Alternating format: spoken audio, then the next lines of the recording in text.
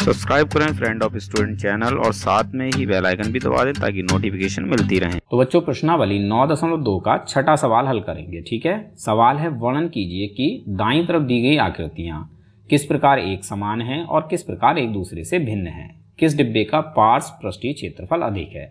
तो देखो बच्चों, ये दो आकृतियां हमें दे रखी हैं। ठीक है, और बच्चों ये दोनों ही आकृतियां हैं डिब्बे की।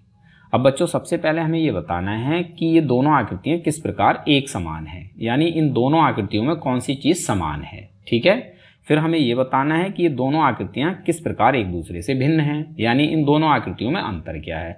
और फिर बच्चों हमें ये भी बताना है कि इन दोनों डिब्बों में से किस डिब्बे का पार्श्व पृष्ठीय क्षेत्रफल अधिक है। ठीक है, तो बच्चों सबसे पहले बात कर लेते हैं कि ये दोनों आकृतियां किस प्रकार एक समान है, यानी दोनों आकृतियों में कौन सी चीज समान है। ठीक है, तो बच्चों देखो, अगर हम इस आकृति की बात करें तो इसकी ऊंचाई हमें दे रखी है 7 सेंटीमीटर, और अगर हम इस आकृति की बात करें तो इसकी ऊंचाई भी है 7 सेंटीमीटर। तो दोनों में क्या समानता है, दोनों की ऊंचाइयां बराबर हैं। ठीक है, ये हो गई समानता। अब बात करते हैं कि ये दोनों आकृतियां किस प्रकार एक दूसरे से भिन्न हैं, यानी इन दोनों आकृतियों में अंतर क्या है। तो देखो बच्चों, ये आकृति बेलन है जबकि ये आकृति घन है, क्योंकि इसकी लंबाई, चौड़ाई और ऊंचाई ये तीनों ही बराबर हैं, तो ये घन है। ठीक है, तो अंतर क्या हो गया भाई, दोनों ही आकृतियां अलग अलग हैं, ये बेलन है और ये घन है। ठीक है, अब देखो लिखना कैसे है। तो बच्चों समानता में लिखना है कि दोनों की ऊंचाइयां बराबर हैं, और अंतर में लिखना है कि एक बेलन और दूसरा घन है। ये बेलन है और ये है घन। ठीक है, अब बच्चों हमें ये बताना है कि इन दोनों डिब्बों में से किस डिब्बे का पार्श्व पृष्ठीय क्षेत्रफल अधिक है। तो बच्चों सबसे पहले तो आप ये समझो कि पार्श्व पृष्ठीय क्षेत्रफल हम कहते किसे हैं। तो बच्चों पार्श्व पृष्ठीय क्षेत्रफल का मतलब है कि चारों तरफ की सतह का क्षेत्रफल। देखो बच्चों, अगर हम इस डिब्बे की बात करें तो ये डिब्बा बेलनाकार है। ठीक है, और इस डिब्बे में टोटल 3 सतह हैं। एक सतह है ये ऊपर वाली जो कि वृत्ताकार है, दूसरी सतह नीचे वाली है ये भी वृत्ताकार है, और तीसरी सतह है ये बीच वाली जो कि मुड़ी हुई सतह है। ठीक है, तो इस मुड़ी हुई सतह का जो क्षेत्रफल है इसी को कहेंगे पार्श्व पृष्ठीय क्षेत्रफल। ठीक है, अब बच्चों क्योंकि ये एक बेलनाकार डिब्बा है तो बेलन की जो मुड़ी हुई सतह होती है इसके क्षेत्रफल को कहते हैं वक्र पृष्ठीय क्षेत्रफल। ठीक है, तो इस डिब्बे का पार्श्व पृष्ठीय क्षेत्रफल क्या होगा, इस डिब्बे का वक्र पृष्ठीय क्षेत्रफल, यानी बीच वाली मुड़ी हुई सतह का क्षेत्रफल। ठीक है, और अगर इस डिब्बे की बात करें बच्चों तो ये डिब्बा घनाकार डिब्बा है, और इस डिब्बे में टोटल 6 सतह हैं। एक सतह है ये ऊपर वाली, ठीक है, दूसरी सतह है नीचे वाली, बची 4 सतह है इसकी चारों तरफ।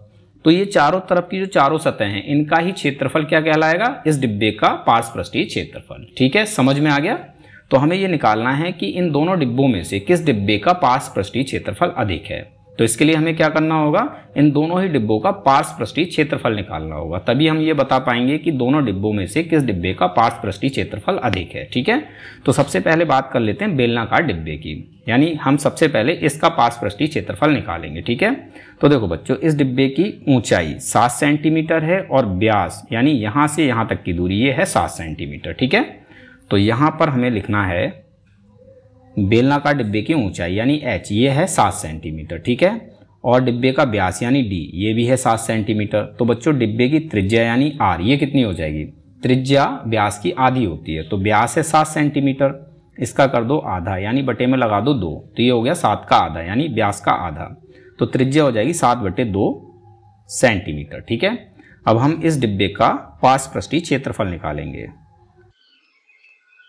पार्श्व पृष्ठीय क्षेत्रफल, तो पार्श्व पृष्ठीय क्षेत्रफल क्या होगा, इसका वक्र पृष्ठीय क्षेत्रफल, और वक्र पृष्ठीय क्षेत्रफल का फॉर्मूला है 2πr/h। ठीक है, मान रख लेते हैं, 2 ज्यों का त्यों रहेगा, गुणा लगाएंगे, पाई का मान हमें 22/7 रखना है। ठीक है, गुणा लगाएंगे r यानी त्रिज्या, त्रिज्या हमारे पास कितनी है 7/2 सेंटीमीटर। ठीक है, गुणा h यानी ऊंचाई, ऊंचाई कितनी है डिब्बे की, ये है 7 सेंटीमीटर। ठीक है, अब इसको हम सॉल्व कर लेंगे तो हमें डिब्बे का पार्श्व पृष्ठीय क्षेत्रफल मिल जाएगा। ठीक है, तो 7 से 7 कैंसिल हो जाएगा, 2 से 2 कैंसिल हो जाएगा, बचेगा क्या 22 × 7, तो 22 × 7 कितना होता है, ये हो जाएगा 154। ठीक है, और ये होगा सेंटीमीटर स्क्वायर में।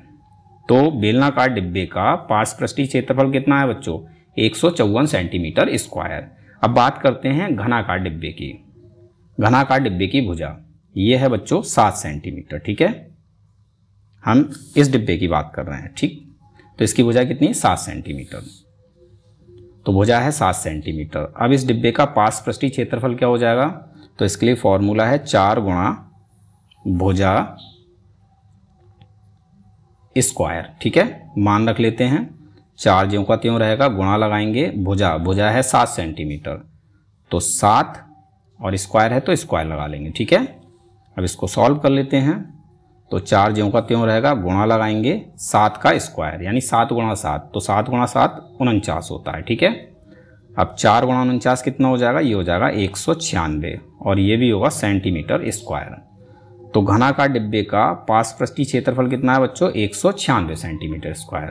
तो दोनों डिब्बों में से किस डिब्बे का पास पृष्ठीय क्षेत्रफल अधिक है, घनाकार डिब्बे का। ठीक है, तो यहाँ हमें लिखना है घनाकार डिब्बे का पास पृष्ठीय क्षेत्रफल अधिक है।